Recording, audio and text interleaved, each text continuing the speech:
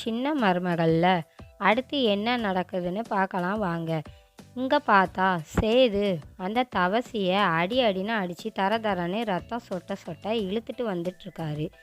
இதை வீட்டில் இருக்கிற எல்லாரும் பார்த்துட்டு பயங்கரமாக அதிர்ச்சி ஆகிட்டு இருக்காங்க. அதை விட அந்த ஈஸ்வரியும் போஸும் உயிரை கையில் பிடிச்சி வச்சுக்கிட்டு இவன் எப்படிடா இவன் கையில் சிக்கி தொலைச்சான்னு தெரியலையே, இன்னைக்கு நம்ம செத்தோன்னு சொல்லிட்டு அந்த போஸ் திரு திருன்னு பார்த்துட்டு இருக்கான். அப்பந்தான் ராஜாங்கம் கேட்டுக்கிட்டு இருக்காரு, ஐயா சேது யாரையா இவன் இவன் ஏன்யா இப்படி போய் அடித்து இழுத்துட்டு வந்துக்கிட்டு இருக்க அப்படின்னு ராஜாங்கம் கேட்கவும், சேது அப்பா இவன் தான்ப்பா அந்த தவசி, நம்மக்கிட்ட போஸ் ஒரு கதை சொன்னானே, ஒரு வாரத்துக்கு முன்னாடி மலர் ஏதோ இவன் கூட தொடர்பில் இருக்கிறதாவும் நம்மக்கிட்ட ஆதாரம் இல்லாமல் காமிச்சானே, ஏதோ ஃபோட்டோ மெசேஜ் கூட இவன் கூட வண்டியில் போகிற மாதிரி என்னென்னவோ காமிச்சானே, இவன் தான் அந்த தவசி, இவன் வாயால் எல்லா உண்மையும் சொல்லுவான் பாருங்க அப்படின்னு சேது சொல்லிக்கிட்டு இருக்கிறாரு. சேது தவசியை கன்னத்தில் போட்டு சப்பு சப்புன்னு நாலார அரைஞ்சிக்கிட்டு இருக்கிறாரு. இப்போ உண்மையை சொல்லுடான்னு சொல்லிக்கிட்டு இருக்கிறாரு. உடனே இடையில விழுந்து ஈஸ்வரியை பார்த்தா எங்கே என் மகன் சிக்கிடுவானோன்னு சொல்லிட்டு வேகமாக போயிட்டு தவசி கன்னத்தில் 4 அறை விட்டு ஏண்டா இப்படி ஒரு துரோகத்தை பண்ணின அப்படின்னு சொல்லிக்கிட்டு கேட்டுக்கிட்டு இருக்கும் கூட, பழகினவனுக்கு கூட பழகினவன் பொண்டாட்டி மேலே இப்படி ஒரு தொடர்பு வச்சிருக்கேடா என சப்பு சப்புன்னு 4 அறை அரைஞ்சிருக்காங்க. அப்போதான் பார்த்தா ராஜாங்கம், இங்கிட்டு வா ஈஸ்வரி, அவன் என்ன தான் சொல்கிறான்னு பார்ப்போமே சொல்லிட்டு ராஜாங்கம் சொல்லிக்கிட்டு இருக்கிறாரு. வேகமாக தவசியை போயிட்டு பார்த்தா ராஜாங்கம் காலில் விழுந்து, ஐயா என்னை மன்னிச்சிருங்க ஐயா, என்னை விட்டுருங்க ஐயா, எனக்கும் இதுக்கும் எந்த சம்மந்தமும் கிடையாது ஐயா, என்னை விட்டுருங்க ஐயா, நான் எந்த தப்பும் பண்ணலையான்னு சொல்லிக்கிட்டு ராஜாங்கம் காலில் விழுந்து தவசி கதறிக்கிட்டு இருக்கான்.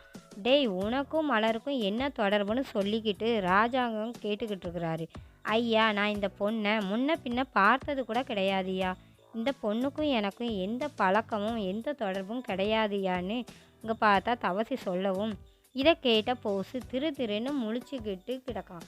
இவன் வேற எல்லாத்தையும் சொல்லிட்டானே அப்படின்னு சொல்லிட்டு இதை கேட்டதும் வீட்டிலே இருக்கிற எல்லாருக்குமே ரொம்ப அதிர்ச்சி ஆயிடுது.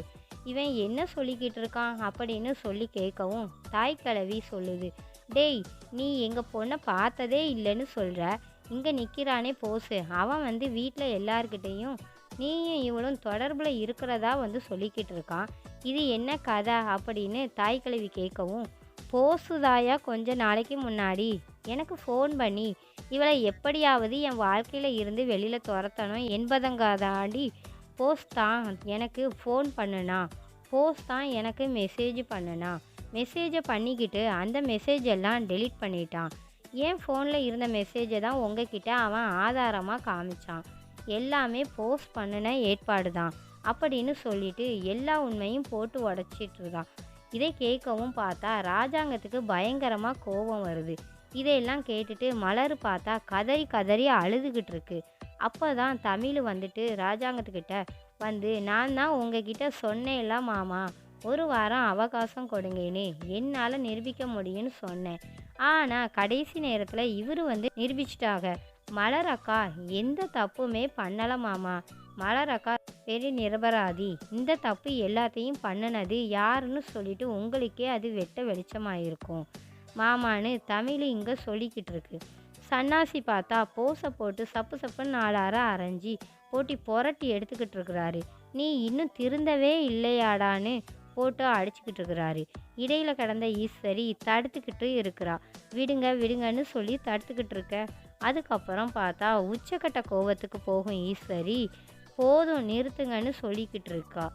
எங்கேயோ கிடந்தவ வீட்டில் வேலை பார்த்துக்கிட்டு இருந்தவெல்லாம் என் மகனுக்கு கட்டி வச்சா அவன் எப்படி அவளோட சந்தோஷமாக வாழ்வான், அவனுங்க அவளை சுத்தமாக பிடிக்கலை, ஏதோ ஒரு காரணத்துக்கு வச்சு அவளை இந்த வீட்டை விட்டு துரத்தணும்னு நினச்சி பார்த்துருக்கான், மற்றபடி அவன் எந்த தப்பும் பண்ணலை, அவனுக்கு இவளை பிடிக்கலை, இவளை அத்து விட்டுடுங்கன்னு முதலையன்னு அப்படின்னு சொல்லிட்டு ஈஸ்வரி பார்த்தா குதி குதின்னு குதிச்சுக்கிட்டு இருக்கான்.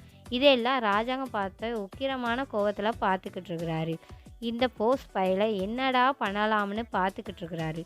அப்போ தான் பார்த்தா சேது சொல்கிறாரு, அப்பா இப்படிப்பட்டவங்களெல்லாம் வெளியவே திரியக்கூடாது, இவங்களை உள்ளே போய் களி தின்னுட்டு வந்தாதான் திருந்துவாங்க சொல்லிட்டு சேது சொல்லிக்கிட்டு இருக்கிறாரு. ஒரு பொண்ணோட வாழ்க்கையை கெடுத்து ஒரு பொண்ணையே கலங்கப்படுத்துகிற மாதிரி போஸும் இவனும் சேர்ந்து பண்ணியிருக்கிறாங்க. இவங்களெல்லாம் ஜெயிலுக்கு போனாதான் திருந்துவாங்க அப்படின்னு சொல்லிட்டு சேது இங்கே சொல்லிட்டு இருக்காரு. அப்போ தான் ராஜாங்கம், நீ சொல்கிறதும் கரெக்டு தாயா சேது. இவனை சவுக்கில் அடித்து வீட்டை விட்டு துரத்தியும் பார்த்தேன், அப்பவும் இவன் திருந்தலை. கட்டின பொண்டாட்டியை கூட வச்சு வாழவும் தெரியல, கூட இருக்கிறவங்க கூடவே பொண்டாட்டி தொடர்பில் இருக்கிறான்னு சொன்னவன்லாம் இவன்லாம் ஜெயிலுக்கு போனாதாயா திரும்புவான் அப்படின்னு சொல்லிட்டு ராஜாங்கமும் சொல்லிக்கிட்டு இருக்கிறாரு.